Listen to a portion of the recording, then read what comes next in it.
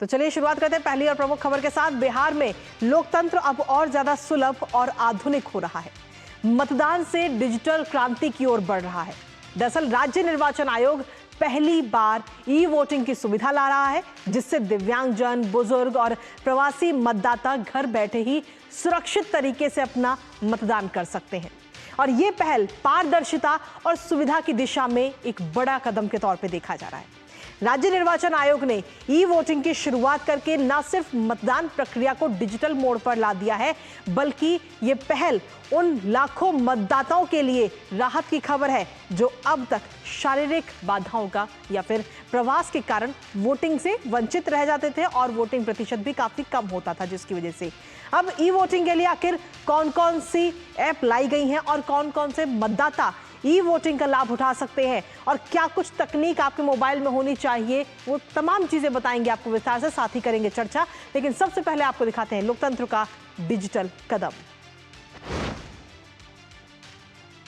तो लोकतंत्र का ये डिजिटल कदम देखने को मिला है, जहां बिहार अब ई वोटिंग वाला पहला राज्य देश का बनने जा रहा है। जी हां, घर बैठे ही मोबाइल से मतदान मतदाता इस बार कर सकेंगे और ये एक तरह से कहें तो एक अच्छी पहल के तौर पे इसे देखा जा रहा है। 2025 के नगर पालिका आम और नगर पालिका उपचुनावों में ई वोटिंग का इस्तेमाल किया जाना है, जिसमें आपको बता दें कि सीधे तौर पर 50,000 मतदाताओं को ये सुविधा दी जाएगी। और ये 50,000 मतदाता कौन कौन से होंगे, किस किस को ये सुविधा मिलेगी, वो भी आपको बताएंगे। लेकिन साथ ही बता दें कि 2 ऐप्स हैं जिनके जरिए ई वोटिंग इस बार की जाएगी। अभी तक अगर हम आंकड़े की बात करें तो 10,000 से ज्यादा मतदाताओं ने पंजीकरण ई वोटिंग के लिए करा लिया है और मतदान प्रतिशत बढ़ाने में सीधे तौर पर इसके जरिए ई वोटिंग के जरिए हमें मदद मिलेगी।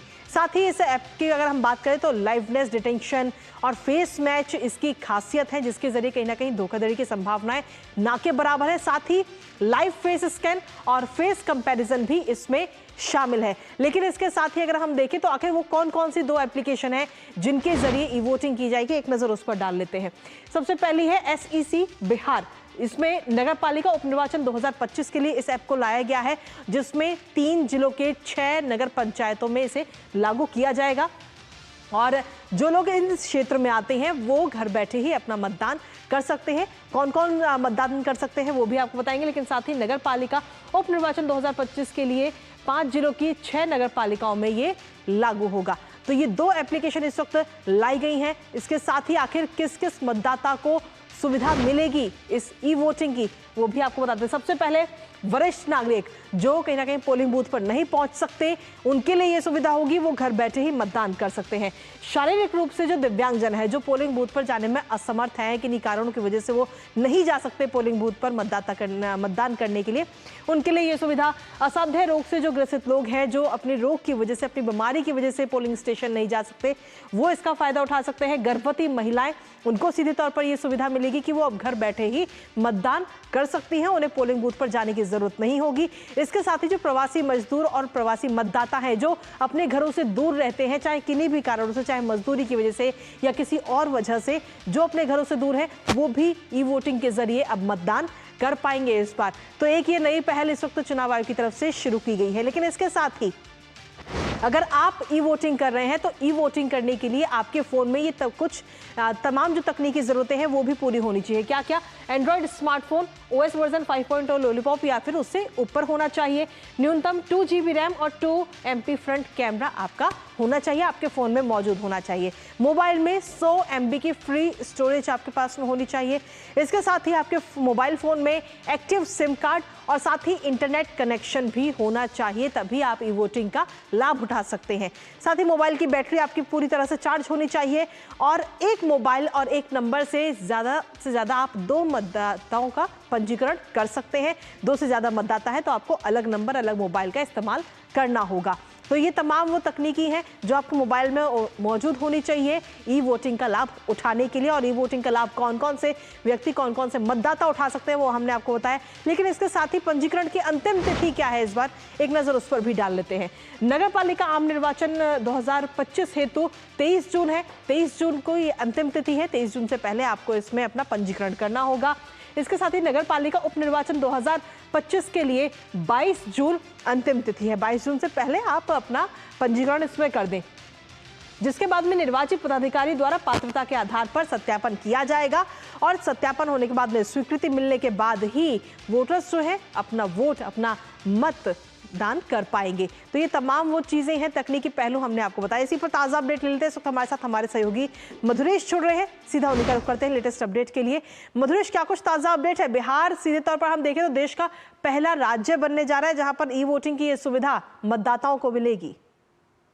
देखिए कृतिका, सबसे जरूरी बात यह है कि ये पहला मौका होगा पूरे देश में जब ई वोटिंग की सुविधा किसी राज्य में शुरू की जा रही है। तकनीकी रूप से ये दिखाता है कि जो निर्वाचन विभाग है या आयोग है, ये अपने आप को कितना एनहेंस कर रहा है।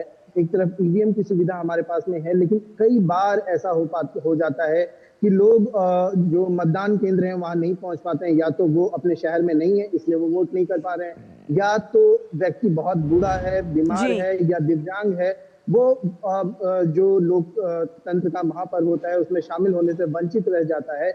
ऐसी सारी संभावनाओं को क्योर करने के लिए, इन सारी समस्याओं का समाधान निकालने के लिए ही ई वोटिंग की जो प्रक्रिया है वो शुरू की गई है। और इसका जो पहला फेज है, इसका जो टेस्टिमोनियल बोल सकते हैं, ये आम जो उपचुनाव है और जो नगर पालिका का चुनाव है, इसमें किया जा रहा है। अगर ये सक्सेसफुल रहता है और इसमें अगर कोई ड्रॉबैक्स निकल करके नहीं आता है, तो जो अभी तक जानकारी है इसको और थोड़ा बड़े पैमाने पर इन लार्ज रूप में इसको इस्तेमाल किया जा सकता है। एक जो इस ऐप और इस माध्यम से वोटिंग का सबसे बड़ा फायदा ये होगा कि अभी तक बिहार में औसत रूप से अगर देखा जाए तो 55 से 56% के आसपास एवरेज वोटिंग होती है, चाहे आप किसी भी मतदान की बात कर लें। अगर ये ई वोटिंग की सुविधा हम बड़े पैमाने पे लागू कर पाते हैं तो जो वोटिंग परसेंट है हम उसको काफी इनहेंस कर पाएंगे। ज्यादा से ज्यादा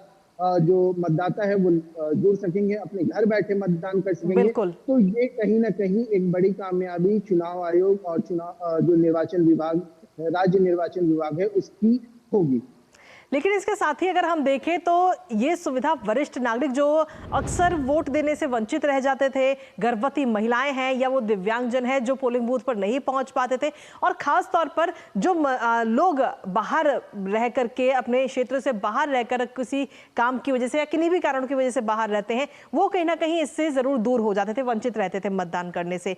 अब वो तमाम चीजें खत्म हो जाएंगी क्योंकि अब वो व्यक्ति जहां भी होगा वहां से अपने क्षेत्र में, अगर उसके क्षेत्र में मतदान हो रहा है तो वो इसका लाभ उठा सकता है। हाँ बिल्कुल, जैसे बिहार के बड़े सारे लोग जो हैं वो दूसरे राज्यों में नौकरी करते हैं या फिर अपना रोजगार करते हैं। तो एक बार होता है जब चुनाव का वक्त है, जब मतदान की तिथि है, तो वो आने में असमर्थ होते हैं या उनको छुट्टी नहीं मिल रही है, ट्रेन में रिजर्वेशन नहीं मिल रहा, कई सारे हर्डल्स होते हैं जिनके कारण वो मतदान नहीं कर पाते हैं। अब ये सुविधा शुरू हो जाने से ये होगा कि अगर मान लीजिए कि कोई व्यक्ति है वो बिहार का और वो बॉम्बे में कोई काम कर रहा है, उसका वहां पे रोजगार है, अलग से अतिरिक्त समय निकालना नहीं पड़ेगा, उसे सिर्फ एक रजिस्ट्रेशन करना है। मतदान की जो तिथि है उस दिन उसको अपना मोबाइल फोन लेकर के बैठना है, उसकी फेस आईडी डिटेक्ट की जाएगी और जो तमाम ओटीपीज वगैरह आने हैं वो आएंगे और वो अपना मतदान कर सकता है।